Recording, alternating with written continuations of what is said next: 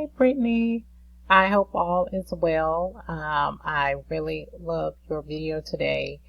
And the future of workforce development is very, we don't know where it's going to be soon. And I agree with you. We do need more pay, equal pay for women that are doing the same jobs as men. Currently, right now, for women being the care provider, currently with the COVID-19, a decrease of women in the workforce has actually been seen.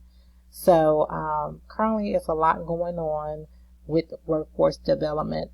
Hope that being in the United States, we will change for the better once this COVID is over with.